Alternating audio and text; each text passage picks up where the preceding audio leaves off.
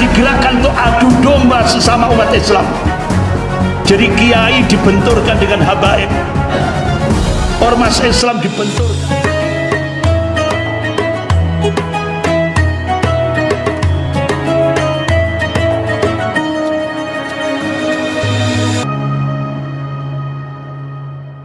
Ibu yang dimuliakan Allah, dulu sudah pernah saya sampaikan di Masjid Ki Ageng Kripik. Ketika saya diundang di Jakarta, di dalam saya bertemu dengan yaitu mantan Kasat, yaitu Bapak Jenderal Purnawirawan Tiasno Sudarto, kemudian mantan Danjen Kopassus, yaitu Bapak Jenderal Purnawirawan Sunarko, kemudian Bapak Jenderal Purnawirawan Soeharto, mantan Komandan Marinir, dan beberapa jenderal-jenderal Angkatan Darat, termasuk juga Bapak Kolonel Purnawirawan siapa itu yang di Jawa Barat itu, yang Sugeng Waras itu berada di sebelah kanan saya. Jadi waktu itu saya diberi info, Ustadz, sekarang di Indonesia sudah terjadi 3 perang sekaligus. Apa? Yang pertama perang asimetris, yang tadi sudah saya sampaikan. Tadi sudah saya sampaikan tahap-tahapnya mulai 2024-2029 sudah saya sampaikan. Kemudian yang kedua perang proxy war, artinya boneka, lewat pengkhianat bangsa. Imperialisme Cina ini mencengkeram Indonesia. Jadi ternyata di Indonesia pengkhianatnya lebih banyak daripada penyelamatnya. Yang ketiga perang neocortex war, perang narasi. Tujuannya untuk melemahkan umat Islam. Siapa yang dijadikan garda terdepan? Kalau dulu Panji Gumilang, Pondok Pesantren Az-Zaitun, ya, tiba-tiba sekarang sudah bebas. Dari kapan sidangnya? Kapan tiba-tiba sudah bebas? Itu dia dijadikan garda terdepan untuk perang neocortex war. Kemudian pada saat Panji Gumilang masih ngilang, itu yang dijadikan garda terdepan untuk perang neocortex war, perang narasi itu Gufron, yang mengaku bisa bahasa semut, bahkan bisa berinteraksi dengan malaikat. Bahkan kalau malaikatnya tidak mau nurunkan hujan, dia akan ngejar sampai ke langit. Jadi dia bisa terbang ke langit. Gufron. Nah, saya diberitahu Gufron itu katanya dari Ndampit. Dari Ndampit, Pak. Jadi di backup oleh media. Di backup oleh media. Jadi satu-satunya pengurus Majelis Ulama se-Indonesia yang berani mengeluarkan fatwa 10 kesesatan Gufron itu Majelis Ulama Malang. Majelis Ulama Malang berani, Pak. Padahal di belakang Gufron itu luar biasa, backingnya gede-gede, Pak. Backingnya dia ngomong sudah bahasa semut, dan beliau bisa supaya menghentikan malaikat mungkar nangkir. Bahkan dia bisa ngejar malaikat sampai ke langit.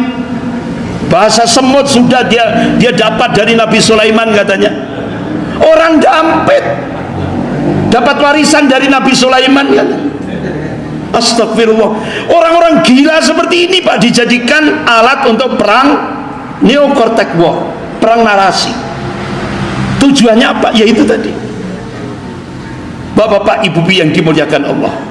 Nah, karena waktunya terbatas, bapak-bapak, ibu-ibu yang dimuliakan Allah, saya persingkat. Kemudian ini Bapak Amin Rais, Pak Amin Rais itu pernah memberikan statement cabut bebas visa bagi warga negara Cina komunis. Jadi Pak Amin Rais, mantan ketua MPR, minta kepada Presiden Jokowi untuk mencabut bebas visa bagi warga negara Cina komunis, karena itu sangat membahayakan bagi negara kita. Kenapa? Karena Cina itu punya konsep Lebensraum, artinya dia ekspansi untuk mencakup Indonesia, artinya Merak, mencengkeram Indonesia, mengambil Indonesia secara bertahap. Itu strategi Lebensraum yang dikabarkan oleh Pak Amin Rais. Nah, Bapak-bapak, ternyata benar. Ternyata ada sebuah data Partai Komunis Cina melakukan kongres di Beijing tahun 1986. Apa isinya? Ternyata hasilnya ada 3 hambatan Cina untuk melakukan penetrasi ke Indonesia. Hambatan yang pertama, regulasi dan doktrin anti komunis, yaitu TAP MPRS nomor 25 tahun 66, Undang-Undang nomor 27 tahun 1999. Tapi ternyata sekarang sudah dijebol dengan apa? Rancangan undang-undang HIP. Sudah jebol, Pak, oleh pengkhianat-pengkhianat bangsa yang sudah duduk di DPR MPR. Oleh karena itu Profesor Salim Said, Guru Besar Ilmu Politik dan Militer di Universitas Indonesia, beliau dosennya Angkatan Darat, beliau menyampaikan dalam video, beliau sudah meninggalkan, beliau dalam video klipnya, video pendeknya, kader-kader komunis di Indonesia ini sudah banyak yang jadi bupati, wali kota, gubernur, staf menteri, bahkan kader-kader komunis ada 200 lebih itu duduk di DPR RI. Bahkan tokoh Gerwani itu jadi ketua Komisi 9 DPR RI. Bahkan sampai Profesor Salim Said menyatakan sekarang kader-kader komunis itu sudah melakukan balas dendam terhadap umat Islam dan ulamanya dengan menggunakan kekuasaan. Sudah terjadi? Sudah. Nah, akhirnya hambatan pertama dijebol dengan rancangan undang-undang HIP. Apa bahayanya, Pak? Yang pertama, rancangan undang-undang HIP itu mengadopsi manifesto PKI sebagai ideologi negara. Yang kedua, menurunkan derajat Pancasila dari inti Undang-Undang Dasar 45 menjadi sekelas undang-undang biasa. Yang ketiga, memeras Pancasila jadi Trisila dan Ekasila. Yang keempat, mengganti ketuhanan yang Maha Esa jadi ketuhanan yang berkebudayaan, dari tauhid jadi syirik. Yang kelima, mengkelangkang Pancasila dalam tafsir tunggal rezim rasa PKI. Nah, Bapak-bapak, Ibu yang dimuliakan Allah, ini jejak rekam jejaknya Neo PKI menuju rancangan undang-undang HIP. Pasca Mei 98 mereka sudah bergerak. Sosialisasi tahun 2012, 2013, 2014, 2016, akhirnya sampai puncaknya 2020. Sehingga muncul keputusan Presiden nomor 24 tahun 2016. Kita dikembalikan kepada Pancasila 1 Juni. Itu kan Pancasila JDN Aidit. Itu disampaikan oleh Presiden Soekarno secara pribadi di depan BPUPKI. Pancasila versi pribadi Soekarno 1 Juni, di mana ketuhanan diletakkan di sila kelima. Jadi kita dikembalikan kepada Pancasila PKI. Akhirnya muncul peraturan Presiden nomor 7 tahun 2018 tentang HIP diganti dengan BPIP. Casingnya saja yang dirubah, HIP jadi BPIP. Kemudian muncul Undang-Undang nomor 11 tahun 2019 tentang sistem kehidupan berbangsa dan bernegara. Tidak lagi pakai ketuhanan yang Maha Esa, tapi iptek, sekuler. Akhirnya puncaknya sekarang segala sumber hukum di Indonesia bukan lagi Pancasila, tapi presiden. Selesai sudah, Pak, wassalam. Sehingga banyak yang tanya, kenapa DPR, kenapa yudikatif, legislatif, yudikatif kok mandul? Iya, karena sekarang sudah berubah segala sumber hukum. Nah, ini pernah tidak ditayangkan di koran? Pernah tidak diinfokan di koran, di media? Tidak pernah. Ini dirahasiakan. Sehingga legislatif mandul, yudikatif mandul. Sehingga Mahkamah Konstitusi berubah jadi Mahkamah Kakak, Mahkamah Agung berubah jadi Mahkamah Adik. Sudah kerusakan tatanan hidup berbangsa dan bernegara.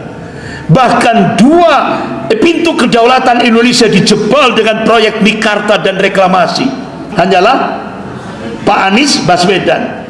Tapi begitu Pak Anies Baswedan selesai jadi gubernur DKI, muncullah peraturan presiden nomor 60 tahun 2020. Akhirnya proyek Mikarta diganti dengan proyek Pantai Indah Kapuk 2, PIK 2, langsung dijadikan PSN, proyek strategis nasional.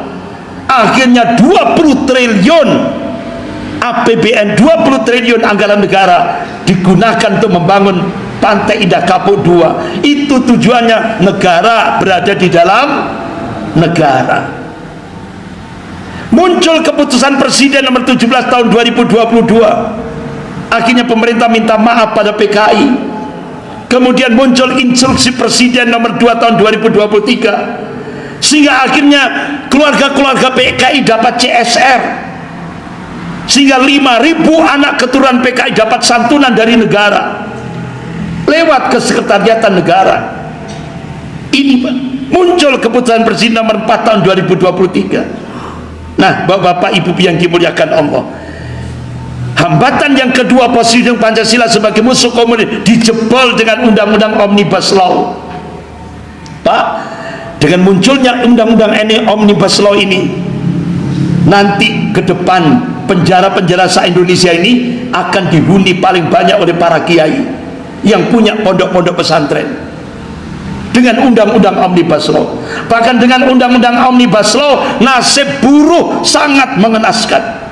Bahkan dengan undang-undang Omnibus Law, yang memalsukan ijazah tidak boleh dipidana dengan undang-undang Omnibus Law. Jadi yang memalsukan ijazah tidak kena pidana, bebas dengan undang-undang Omnibus Law. Bahkan yang ketiga, Bapak Ibu, sikap anti komunis umat Islam se-Indonesia dijebol dengan strategi divide et impera, adu domba. Ada Agus Mariono dan dia bergerak bersama Imaduddin dan Mogi, yaitu Agus Mariono, ya kan, Agus Mariono. Kemudian yang kedua yaitu Imaduddin dan Mogi. Akhirnya dia digerakkan, ini gerombolan Pak, agentnya. Jadi mereka inilah digerakkan untuk adu domba sesama umat Islam. Jadi kiai dibenturkan dengan habaib, ormas Islam dibenturkan. Ini agent Pak, untuk adu domba, tujuannya melemahkan umat Islam. Nah, Bapak Ibu yang dimuliakan Allah, mudah-mudahan apa yang saya sampaikan ini, bahkan sampai Buya Hamka ini Pak sebagai penutup, kita harus ulama-ulama dulu sudah memberikan statement. Buya Hamka, beliau memberikan penegasan keturunan Rasulullah SAW yang terbanyak itu berasal dari Hadramaut, Yaman. Semuanya adalah keturunan dari Alwi bin Ubaidillah bin Ahmad bin Isa al-Muhajir. Kata Buya Hamka, Allah mayarham, Ahmad bin Isa inilah yang berpindah dari Basrah ke Hadramaut. Mereka selain dipanggilkan Tuan Sayyid, ada nama panggilannya Sayyid, mereka juga dipanggil Habib. Itu di Jakarta dipanggilkan Wan, ada juga dipanggilkan Wan, itu di Jakarta. Di Sarawak atau di Sabah disebut Tuanku. Kalau di Pariaman Sumatera Barat itu disebut Sidi, gitu. Jadi ini penegasan Buya Hamka, dan ini saya ambil dari majalah Panji Masyarakat nomor 169 tanggal 15 Februari 1975. Ini datanya, statement Buya Hamka. Nah, oleh karena itu sekarang kita diadu domba oleh gengnya ini tadi. Jadi kita harus fokus, bahaya imperialisme Cina ini. Sehingga akhirnya coba kita lihat korupsi hilang semua dengan ini tadi, apalagi dengan para munafik ini, ya kan, hilang, beritanya hilang, sudah tertutup. Jadi korupsinya hilang semuanya, bahkan sampai Bapak kejahatan-kejahatan semuanya itu sudah dihilangkan. Pusat Data Nasional PDN, Pusat Data Nasional itu dia ditanya, Menkominfo ditanya, ini data penting negara kok nggak di backup? Ternyata apa tujuannya, Pak? Dia pinjam hacker untuk menghapus kejahatan selama ini 10 tahun, kejahatan itu dihapus supaya nanti selesai turun aman. Makanya kita disuruh ikra, baca realitas kehidupan ini. Bapak-bapak, Ibu yang dimuliakan Allah, insya Allah lanjut bulan depan. Jadi belum ada solusi ini, ya kan? Lanjut bulan depan, insya Allah kita lanjutkan bulan depan. Gerakan dakwah wal jihad ini harus kita gerakkan untuk menyelamatkan negara kesatuan Republik Indonesia ini. Sekian, kita akhiri dengan doa kafarat majelis. Subhanakallahumma wa bihamdika asyhadu an la ilaha illa anta astaghfiruka wa atubu ilaik. Wabillahi taufiq wal hidayah. Wassalamualaikum warahmatullahi wabarakatuh.